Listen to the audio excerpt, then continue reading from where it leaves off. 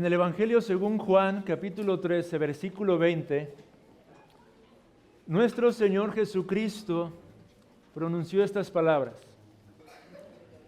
el que me recibe a mí, recibe al que me envió.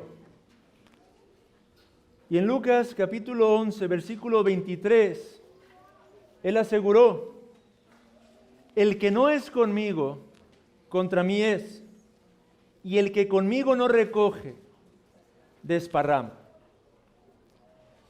En el contexto del pasaje que acabamos de leer hace un momento, tenemos a nuestro Señor Jesucristo llevando a cabo un milagro, la expulsión de un demonio que había mantenido durante mucho tiempo a un hombre incapaz de expresarse, mudo completamente.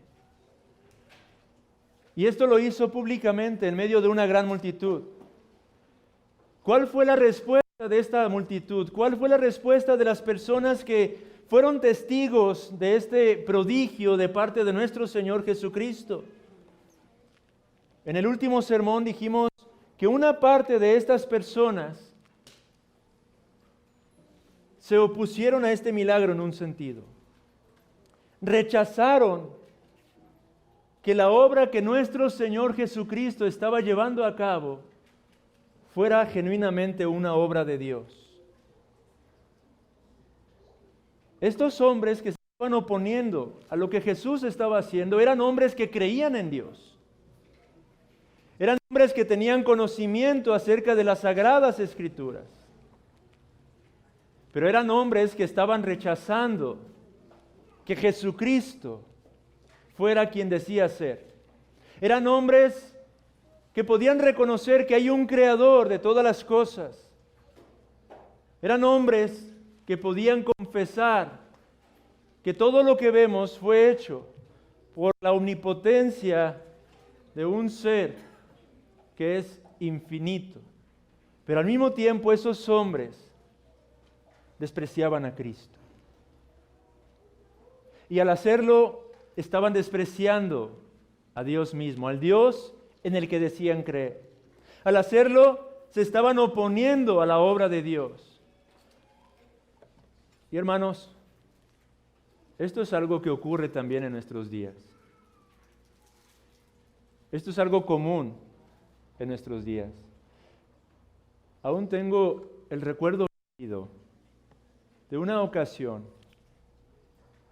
en la que, hablando con un ser querido mío, comencé a hablarle acerca de la palabra de Dios. Le hablé acerca de la realidad de la existencia de Dios, la insensatez de negar que hay un Dios, que hay alguien que ha formado todo cuanto existe. Él escuchó atentamente eso, asintió a esas verdades. Comencé a hablarle acerca de la ley que ha sido implantada en nuestros corazones, de que aún cuando jamás hayamos leído Éxodo capítulo 20, somos conscientes de una ley moral. Hablé del pecado que él reconoció en su propia vida, sus propios actos constantemente contrarios a la naturaleza que Dios ha implantado en nuestro ser.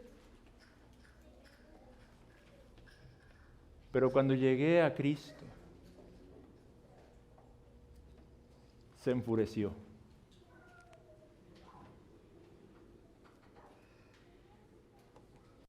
Cuando comencé a hablarle de la esperanza, cuando comencé a hablarle de aquel, el eterno Verbo, el eterno Hijo quien se encarnó, siendo verdadero Dios, llegando a ser verdadero hombre, con el propósito de buscar y salvar lo que se había perdido.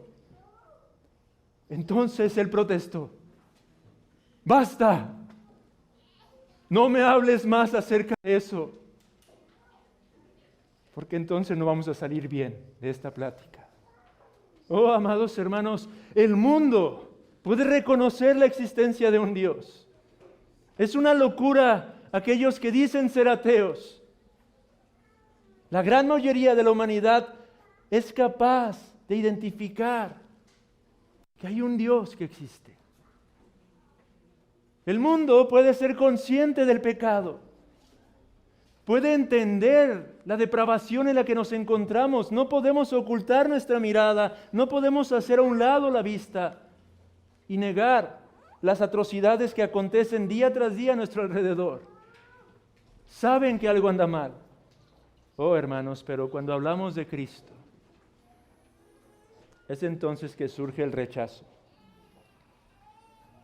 Y estos hombres es lo que estaban haciendo en ese contexto. Es por Belcebú que éste está echando fuera a ese demonio. Así suelen responder algunos. Pero hay otros que responden como el segundo grupo en el contexto de nuestro pasaje, con un escepticismo. Es decir, se les habla acerca de estas verdades y dicen, tal vez tienes razón, pero pruébalo. No puedo creer completamente en todo lo que me dices porque necesito pruebas. Necesito que lo demuestres de alguna otra manera. Si es verdad todo eso que me mencionas, ¿por qué Cristo mismo no viene en estos momentos y habla conmigo?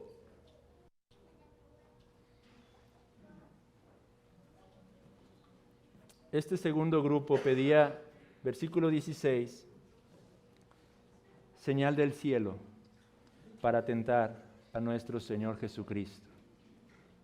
Ese es el contexto en el que se desarrolla el pasaje que acabamos de leer. Y nuestro Señor Jesucristo, en el sermón pasado, vimos cómo refutó a ese primer grupo, señalando que lo que Él estaba haciendo era una obra de Satanás. Y antes de disponerse a refutar la segunda argumentación, la segunda objeción de este otro grupo, levanta su voz una mujer en medio de la multitud. Versículo 27. Y esto fue lo que expresó. Bienaventurado el vientre que te trajo y los senos que mamaste. Esta mujer, seguramente una madre de familia, al ver la forma en la que Cristo Jesús estaba respondiendo a las objeciones de aquellos hombres incrédulos, trata de proferir una especie de bendición sobre nuestro Señor Jesucristo y lo hace bendiciendo a la madre de nuestro Señor Jesucristo, a María. Bienaventurado el vientre que te trajo y los senos que mamaste. Y observe que nuestro Señor Jesucristo no necesariamente contradice o reprenda a esta mujer, pero la corrige amorosamente mediante una aclaración. Versículo 28. Antes, bienaventurados los que oyen la palabra de Dios y la guardan. Quiero nada más hacer una especie de paréntesis en esto. María, hermanos, lo vimos en un sermón ya hace un buen tiempo, fue una mujer bienaventurada. De hecho, probablemente esta expresión que lanza esta mujer entre la multitud podría ser la primera vez que se comienza a cumplir lo que ella de antemano anunció por la inspiración del Espíritu Santo en Lucas capítulo 1, versículo 48, cuando dijo, desde ahora en adelante las generaciones me llamarán bienaventurada. María fue una mujer grandemente bendecida, hermanos. La Biblia revela esta realidad. El ser, como la llamaron los antiguos, la Theotokos. Y recordemos que esa palabra no es inapropiada del todo. Cuando entendemos el sentido por el cual los antiguos usaron este término para referirse a María. Y es que el énfasis con este nombre, que podríamos traducirlo de esta forma, aquella que da a luz a aquel que es Dios. Sí, los antiguos la llamaron la Madre de Dios, Theotokos. Pero el sentido de esa frase, el énfasis de esta frase no estaba en ella, sino en la persona, en la naturaleza de aquel que nació de su vientre. El énfasis era destacar que Jesucristo verdaderamente es Dios, quien se encarnó. No María, pero Cristo Jesús, en sus dos naturalezas, era lo que buscaban enfatizar nuestros hermanos en la antigüedad. Ahora, Dicho esto, tenemos que recordar, hermanos, que la adoración a María es un error. Ella no debe ni puede ser un objeto de nuestra adoración. Solamente Dios es digno de la adoración de sus criaturas. Sin embargo, con todo y que ella no puede ni debe ser un objeto de adoración, sí podemos considerarla un ejemplo de fe. Como lo hacemos con los personajes de las Sagradas Escrituras, como aprendemos de muchos de los hombres que se nos narran en la palabra del Señor. Y es que lo más importante de ella, hermanos, no se encuentra en su relación de madre e hijo, pero en el hecho de ser una pecadora y su relación con su Salvador. Agustín de Hipona mismo diría, María fue más bienaventurado por causa de su fe en Cristo que por haber concebido la carne de Cristo.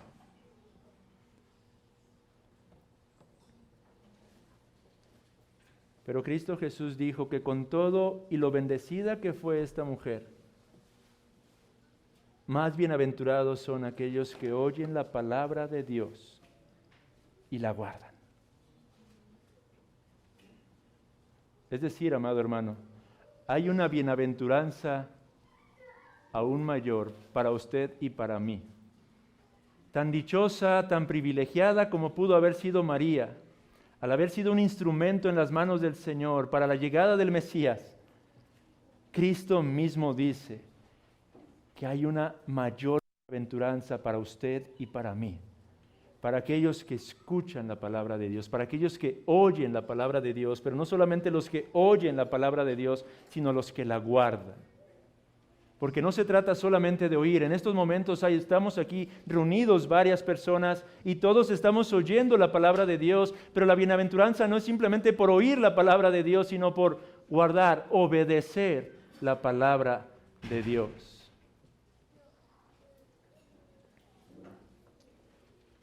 El problema es que para muchos la palabra no es suficiente. Y para muchos en esos días no era suficiente. Y estaba este grupo que demandaban una señal. No era suficiente lo que Cristo Jesús estaba proclamando.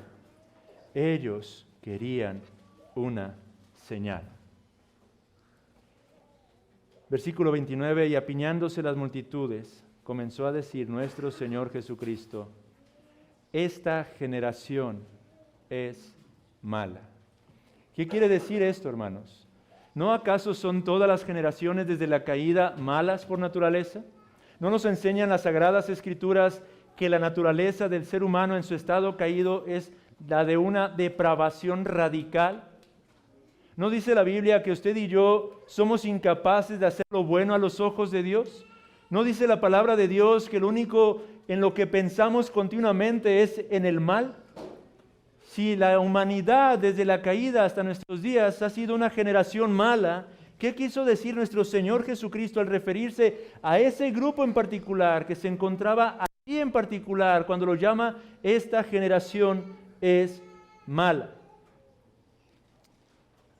Lo que yo creo, hermanos, es que Cristo estaba refiriéndose a que esa generación en particular era especialmente mala a causa de lo abundantemente bendecida que estaban siendo. El Mesías estaba en medio de ellos, en la carne.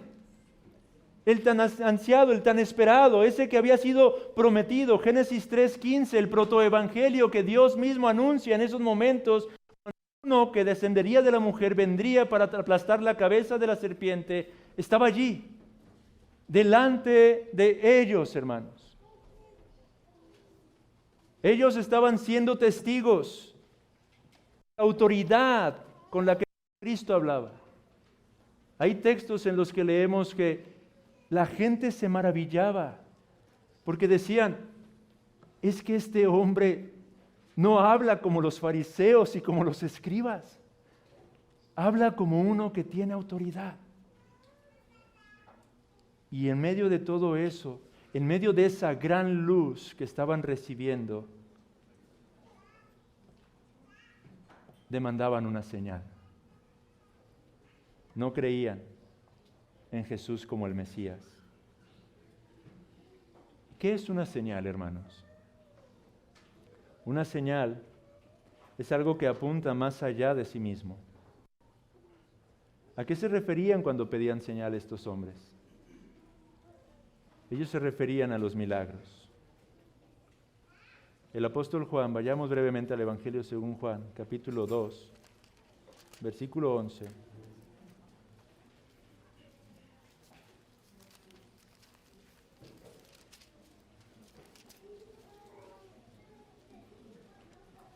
En el contexto de las bodas de Caná, el apóstol Juan enfatiza en el versículo 11, este principio de señales hizo Jesús en Caná de Galilea y manifestó su gloria y sus discípulos creyeron en él.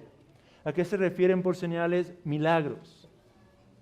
En ese contexto, nuestro Señor Jesucristo hizo un milagro, convirtió agua en vino, modificó completamente la sustancia de líquido que se encontraba contenido en esas vasijas.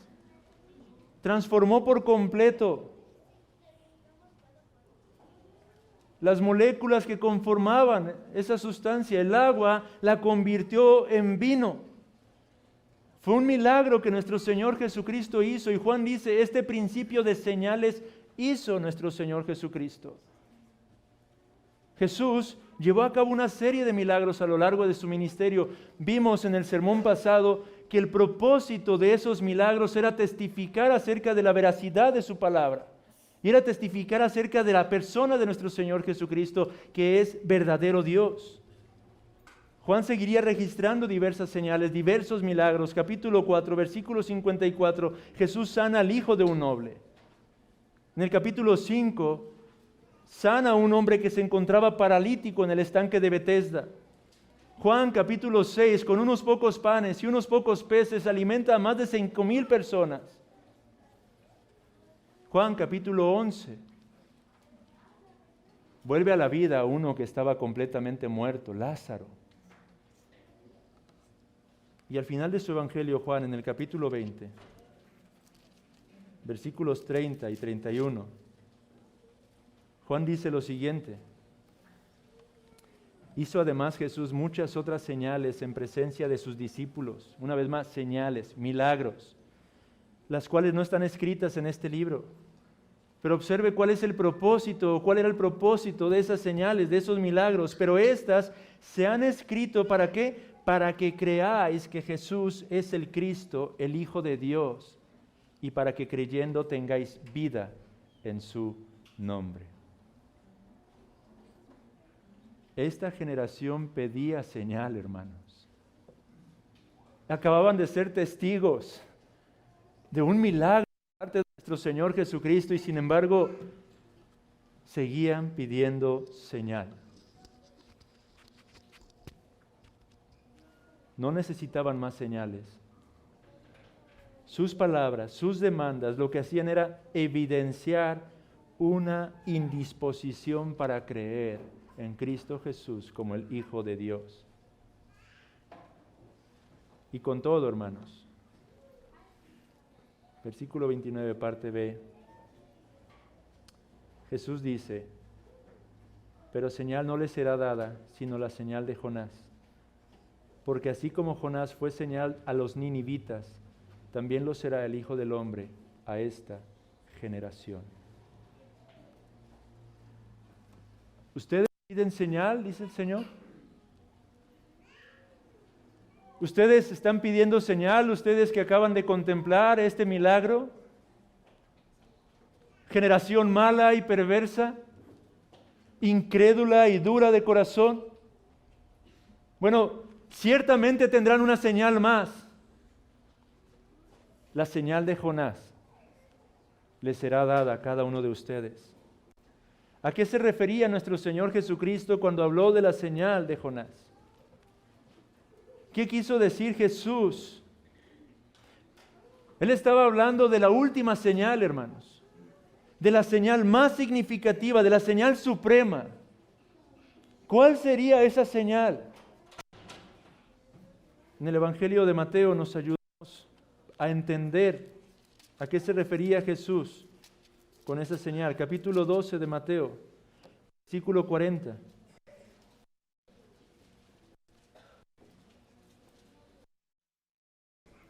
Desde el versículo 39, Jesús está respondiendo también. La generación mala y adúltera demanda señal, pero señal no le será dada sino la señal del profeta Jonás.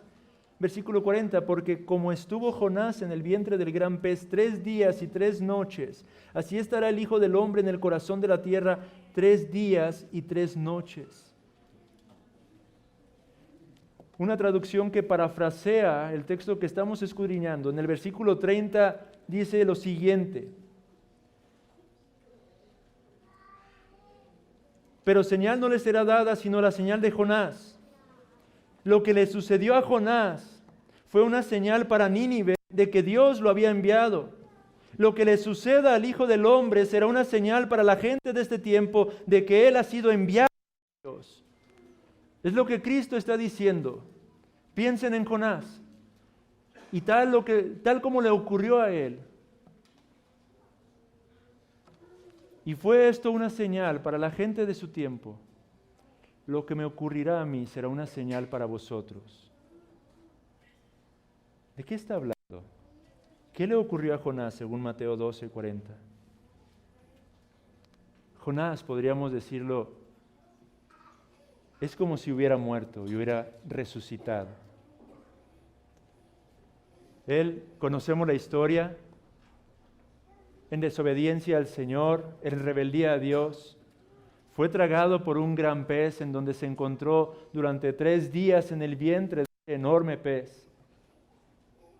Pero estando ahí en angustia, clamó al Señor, y el Señor en su misericordia lo hizo nacer de nuevo, digámoslo así. Después de estar en las entrañas, en lo profundo del mar, del océano, resucitó volviendo a salir a tierra para cumplir con el propósito que Dios había establecido para su vida. Y entonces fue y proclamó el arrepentimiento en medio de una nación pagana como lo era Nínive. La señal de Jonás, hermanos, hace alusión a la resurrección de Cristo. Esa sería la señal suprema que nuestro Señor les daría. Esa sería la señal final, la más significativa de todas, hermanos. ¿Por qué? Pregunta, ¿qué es lo que ha dado Dios para señalarnos la verdad del Evangelio? ¿Cómo sabemos que Jesús vivió una vida perfecta en nuestro beneficio? ¿Cómo sabemos que Dios ha aceptado el sacrificio de Jesús por causa de nuestros pecados?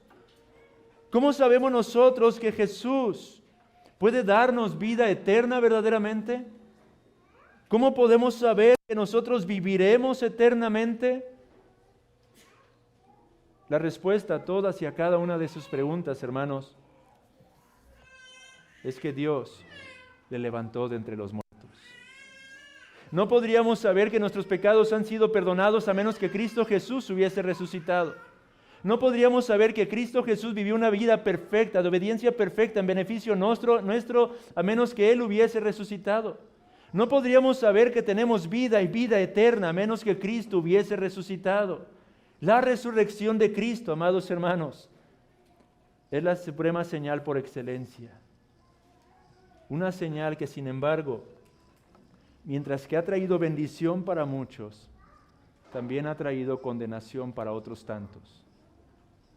Vayamos a Hechos capítulo 17.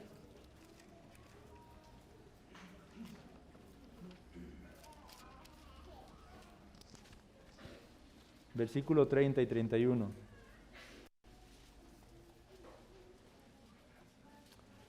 El apóstol Pablo, en medio de Atenas, contemplando la idolatría de aquel mundo conocido, menciona estas palabras: pero Dios, habiendo pasado por alto los tiempos de esta ignorancia, ahora manda a todos los hombres en todo lugar que se arrepientan.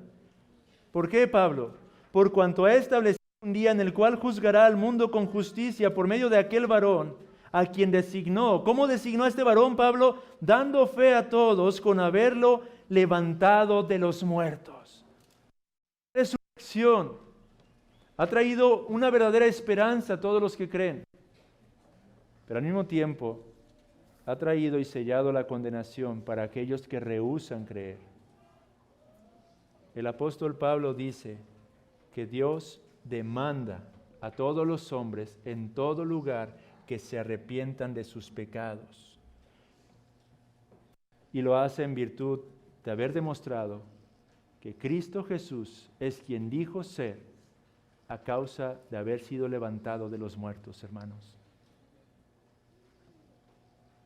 El Evangelio es la señal de las señales. El Evangelio consiste no solamente en la vida y muerte de nuestro Señor, pero en su resurrección. Y el Evangelio, hermanos, no una invitación, sino un mandato a todos los hombres. Hoy en día escuchamos mucho eso decir, cuando alguien predica el Evangelio, hace una invitación para aceptar a Cristo. Hace una invitación para que recibas a Cristo en tu corazón. Entiendo que muchos de nuestros amados hermanos con buenas intenciones lanzan ese tipo de propuestas a los que escuchan. Pero el Evangelio no consiste en una invitación, hermanos. Amigo, el Evangelio no es una invitación. Una invitación es algo que podemos hacernos unos a otros y podremos rechazarla sin ninguna clase de consecuencia, pero el Evangelio no da esa opción. El Evangelio demanda que te arrepientas, so pena de perecer bajo condenación eterna. Amigo, Cristo ha resucitado de entre los muertos, y porque Él ha resucitado se te demanda a ti arrepentirte de tus pecados y creer en Él para que puedas tener vida y vida eterna. No se te está invitando a hacerlo, se te está mandando a hacerlo. Y si tú sigues rehusando obedecer a este mandato, la Biblia claramente habla de un juicio y una condenación, no temporal, pero eterna.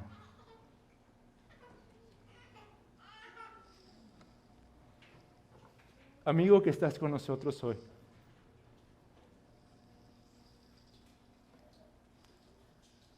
¿hasta cuándo vas a rehusar obedecer al llamado? Mira que este mandato es un mandato lleno de misericordia. No es un mandato con una connotación meramente negativa. No.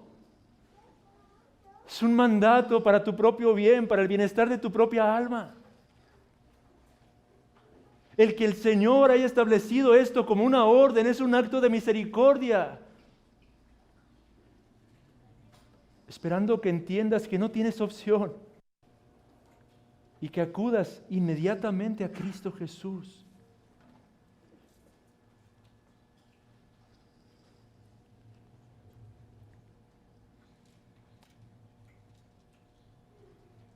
Y nuestro Señor Jesucristo continúa diciendo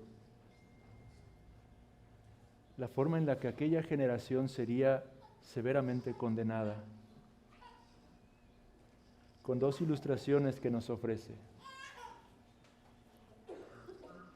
La realidad del juicio sobre esa generación que demandaba señal y que rehusaba creer en Cristo Jesús es destacada o resaltada aún más cuando se contrasta con estos dos ejemplos que nuestro Señor nos ofrece acerca del Antiguo Testamento. Él habla de una reina, la reina del sur, versículo 31, quien se levantará, dice el Señor, en el juicio con los hombres de esta generación y los condenará. ¿Por qué causa? Dice, porque ella vino de los fines de la tierra para oír la sabiduría de Salomón. Y Cristo dice, he aquí más que Salomón en este lugar. Piense por un momento en esto. Aquella mujer, la reina de Saba, estamos hablando de el libro capítulo 10. Puede usted ir ahí en algún momento del día y leer la historia una vez más para recordarla. Aquella mujer hizo un viaje no de horas, hermanos, sino seguramente de semanas, desde los confines de la tierra. En contraste, Estos hombres estaban al alcance de escuchar la sabiduría no de un rey Salomón, sino de uno más grande que Salomón.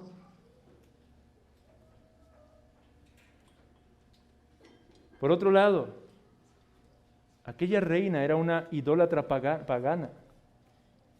Aquella generación, hermanos, tenían conocimiento del Antiguo Testamento. Esta mujer no conocía las Escrituras.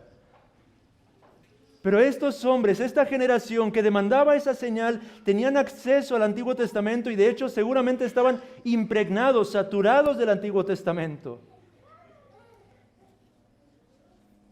Sin embargo, hermanos, aquella mujer fue salva de sus pecados después de haber creído lo que Salomón le contó acerca del Dios vivo y verdadero. Mientras que esta generación se encontraba allí rechazando la verdad de la salvación por parte del rey infinitamente más sabio y más grande que el propio Salomón. Por eso Jesús dice en aquel día, esta mujer se levantará para juicio contra todos ustedes, quienes despreciaron todo cuanto se puso a su alcance.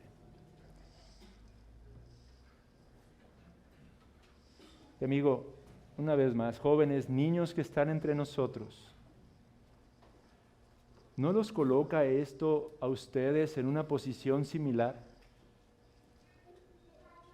Ustedes que escuchan continuamente acerca de la palabra de Dios, ustedes que escuchan continuamente acerca del Evangelio, de la salvación, del perdón de pecados en Cristo Jesús, y que sin embargo continúan endureciéndose día tras día, semana tras semana, rechazando.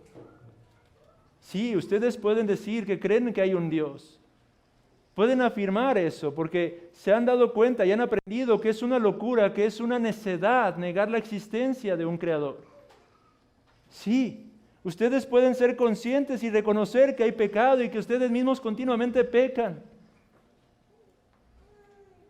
Pero no los coloca a ustedes en la misma condición que esta generación, que será reprendida y severamente juzgada por una mujer que no había tenido acceso a la palabra del Señor, por una mujer que no tenía relación alguna con el pueblo del pacto, por una mujer que era una mera idólatra pagana y que sin embargo, al escuchar la sabiduría de Salomón y el testimonio del Dios vivo y verdadero, creyó y se arrepintió. ¿O qué hay de los habitantes de Nínive? Al igual que la reina de Sabá, tuvieron muchos menos privilegios y mucha menos información que la generación que estaba rechazando a Jesús en esos momentos. El mensajero que llegó hasta ellos, Jonás, ciertamente era un profeta insensato y rebelde en un sentido. Mientras que Jesús, el mensajero que les estaba predicando, era verdaderamente el Hijo de Dios, santo, perfecto, sin mancha. Jonás llegó a Nínive proclamando la destrucción y la perdición inminente de la ciudad. Cristo Jesús vino a buscar y a salvar lo que se había perdido. No se nos dice que Jonás haya realizado algún tipo de milagro para que los habitantes de Nínive creyesen en él. Cristo Jesús realizó innumerables milagros a los ojos de toda esa generación. Con todo, los idólatras paganos de Nínive respondieron a la predicación de Jonás en arrepentimiento, mientras que la generación a la que estaba reprendiendo Jesús rechazaron a uno que es más grande que Jonás. Tal rechazo, hermanos, demostró que ellos eran culpables de pecado.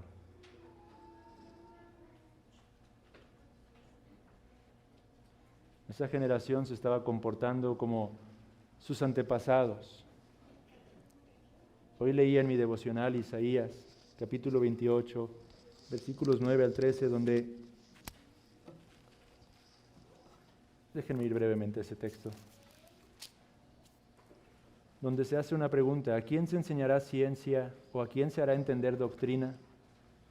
¿A los destetados? ¿A los arrancados de los pechos? Porque mandamiento tras mandamiento, mandato sobre mandato, renglón tras renglón, línea sobre línea, un poquito allá, otro poquito allá, porque en lengua de tartamudos y en extraña lengua hablará a este pueblo, a los cuales él dijo, este es el reposo, dad reposo al cansado, y este es el refrigerio, mas no quisieron oír. Este texto está hablando acerca de la dureza del pueblo de Dios. El rechazo, se estaban burlando de lo que Isaías proclamaba en medio de ellos. Y como consecuencia, versículo 13 al final dice, hasta que vayan y caigan de espaldas y sean quebrantados, enlazados y presos. Esta generación estaba emulando exactamente lo mismo que habían hecho sus antepasados. Un juicio vendría sobre ellos, hermanos, en el que serían condenados por paganos que procedieron en arrepentimiento y fe, con mucho menos conocimiento del que ellos tenían, con mucha menos luz de la que ellos gozaron. Ahora,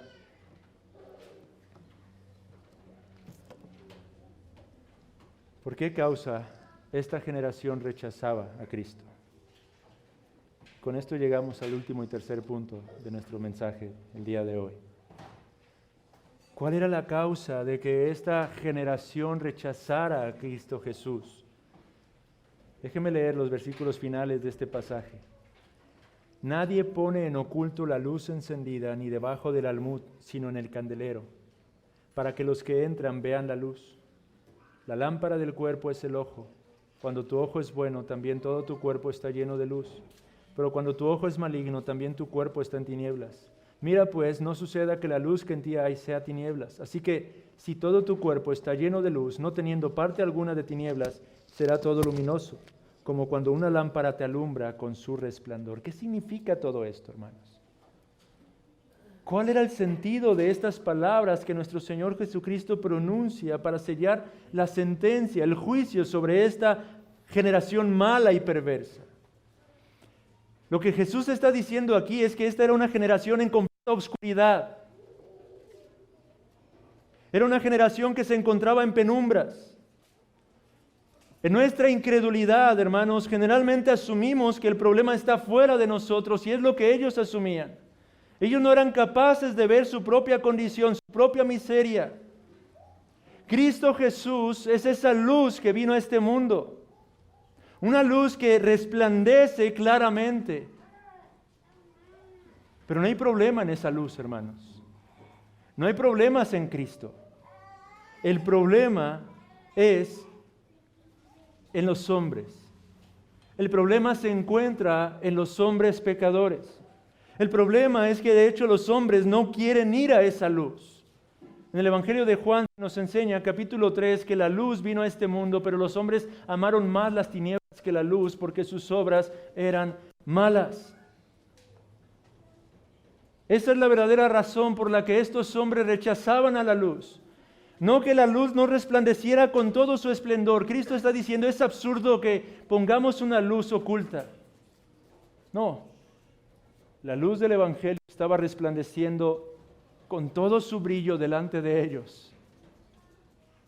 Pero ellos no querían ir a la luz, porque sus obras son malas. Amigo, esta es la verdadera razón por la que no vas a Cristo, según la palabra. No es que no haya suficiente evidencia. Tú sabes en tu conciencia que Cristo Jesús es quien dijo ser. Tu problema es que amas tu pecado. Tu problema es que el pecado te trae tanto deleite. Tu problema es que sabes que si vas a Cristo, tendrás que abandonar eso que tanto placer te produce. Oh, amado hermano, sigamos rogando por las almas y amigo, responde hoy, disponte a abandonar tus iniquidades. ¿Cómo quedaron grabadas en mi mente y en mi corazón las palabras de una mujer con la que hablamos alguna vez, unos hermanos y un servidor? Ella decía, yo sé que lo que predican en este lugar es la verdad. Yo sé que es cierto todo lo que ustedes hablan acerca de las Escrituras. Yo sé que ese Cristo del que no cesan de compartir es poderoso para transformar mi vida de adicciones. Tan cierta estoy de que todo eso es real, que sé que el día que atraviese el umbral de esa puerta, seré transformado. Pero no quiero entrar. No quiero dejar mi pecado. No quiero dejar las drogas. No quiero dejar el alcohol. No quiero dejar mi vida de fornicación. No estoy dispuesta a abandonar esto que tanto placer me produce. Joven que estás con nosotros, amigo, amiga, abandona tu pecado. Porque de no hacerlo al final, este te arrastrará a la condenación eterna de tu alma. ¿Y de qué habrá servido este placer temporal o momentáneo? ¿De qué habrá servido comparado con la condenación eterna? Con el tormento eterno que tendrás que experimentar. No, amigo, no es falta de luz lo que necesitas. Es la disposición a apartarte de tu propio pecado. Es la disposición a abandonar eso que tanto deleite te trae. Pero Cristo Jesús, Él siendo la luz, puede traer salvación y vida eterna. ¿Cómo es eso posible, dirás? Porque Jesucristo, siendo luz, vino a este mundo y momentáneamente fue cubierto en medio de las tinieblas. Mateo 27:45 se nos enseña que el día en que Cristo Jesús estaba pendiendo de aquella cruz, hubo tinieblas en la faz de la tierra. Por un momento, aparentemente, las tinieblas prevalecerían en contra de la luz. Aquel que dijo ser la luz de este mundo, aparentemente estaba comenzando a opacarse, comenzando a flaquear, comenzando a fallar en su propósito.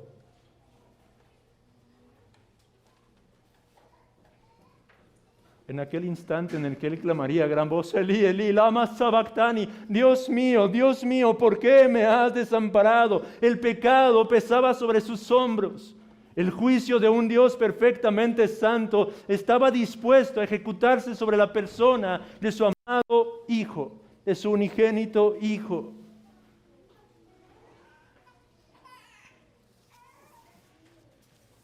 Y hubo un momento en el que las huestes de la oscuridad pudieron haber creído que habían triunfado. De pronto, el eterno Hijo de Dios, aquel que es la vida misma, ya no tenía vida en sí mismo. Aquel que hace que los corazones de todos y cada uno de nosotros latan, su propio corazón había dejado de latir. Aquel que nos sustenta a cada uno de nosotros, aún en este instante, yacía completamente inerte en esa cruz. Y fue depositado en un sepulcro. Fue puesto como Jonás durante 3 días en las entrañas de la tierra. Pero al tercer día resucitó de entre los muertos. He aquí la señal de Jonás. Cristo Jesús, aquel que es la luz, derrotó a las tinieblas, derrotó la oscuridad, se levantó victorioso. Y eso es lo que conmemoramos domingo tras domingo, amados hermanos, que Cristo Jesús vive, pues éste ha resucitado. Y si Él vive, todo aquel que confíe en Él vivirá eternamente. Esta es la gloria y la hermosura del mensaje que proclamamos, del precioso evangelio que no cesaremos de anunciar una y otra vez. No nos equivoquemos. Si hay oscuridad en nosotros, nunca es culpa de la luz del evangelio, porque esta luz brilla con toda su gloria y poder. La incredulidad, la mundanalidad y otros pecados es lo que en realidad impide que la luz de Cristo irradie y renueve nuestras vidas.